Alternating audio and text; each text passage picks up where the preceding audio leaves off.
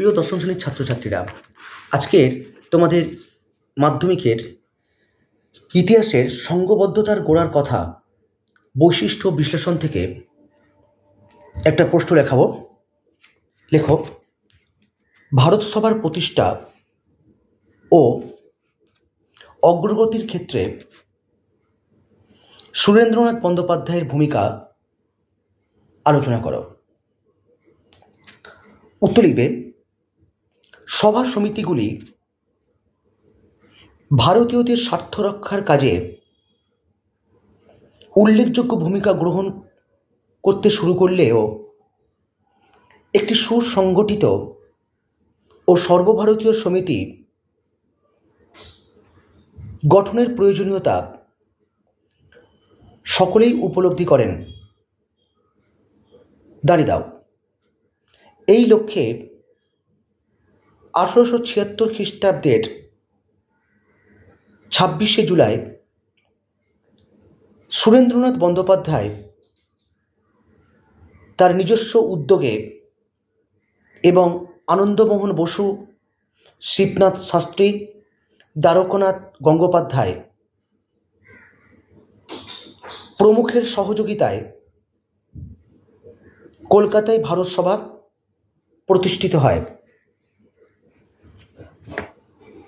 প্যারা চেঞ্জ করে ক্যাপশন দেবে, ভারত সভা প্রতিষ্ঠায় সুরেন্দ্রনাথের ভূমিকা। লেখো, সমগ্র ভারতের রাজনৈতিক আশা আকাঙ্ক্ষার উপর ভিত্তি করে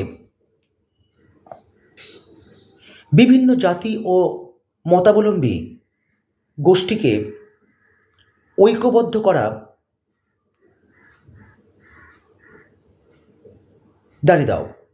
ভারত সভা জাতি, ধর্ম, বর্ণ ও সংকীর্ণ প্রাদেশিকতা দূর করে জাতীয় ঐক্য প্রতিষ্ঠা করতে চেয়েছিল। দাঁড়িয়ে দাও। লর্ড লিটনের আমলে ভারতীয় সিভিল সার্ভিস পরীক্ষার্থীদের বয়স 21 বছর থেকে কমিয়ে 19 বছর করা হয়। দাঁড়িয়ে দাও। উদ্দেশ্য ছিল সরকারি উচ্চ পদে ভারতীয়দের নিয়োগ বন্ধ করা। দাঁড়িয়ে দাও। এই সভার তরফ থেকে এর প্রতিবাদে ইংল্যান্ড ও ভারতে একই সঙ্গে সিভিল সার্ভিস পরীক্ষা গ্রহণ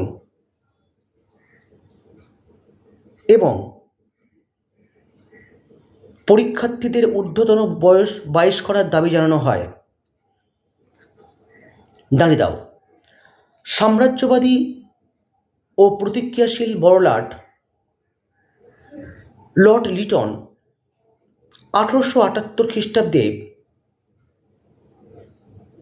দেশীয় ভাষায় সংবাদপত্র আইন দ্বারা সংবাদপত্রগুলির কণ্ঠরোধ করেন। দাঁড়িয়ে দাও। আইনের বিরুদ্ধে দেশব্যাপী তীব্র আন্দোলন গড়ে তোলার ডাক দেওয়া হয়। দাঁড়িয়ে দাও।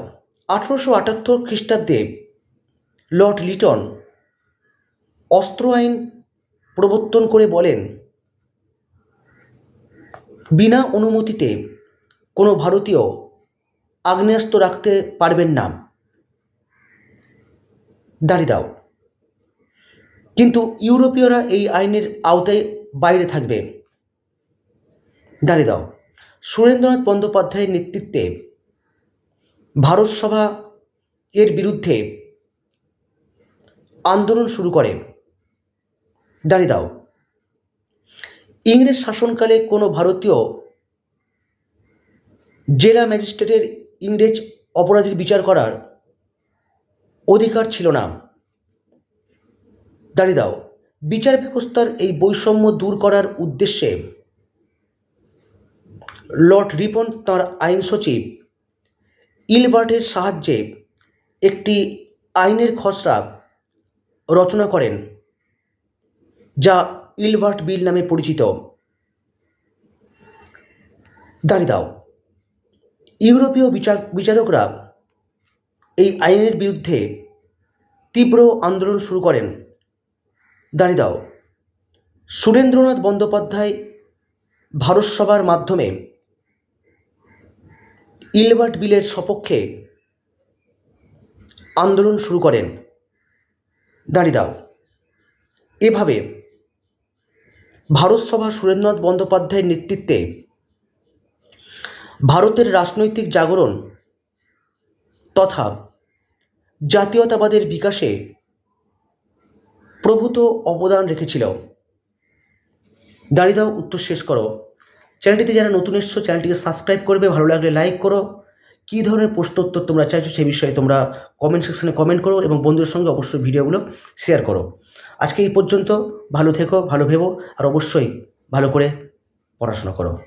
Tata, bye bye.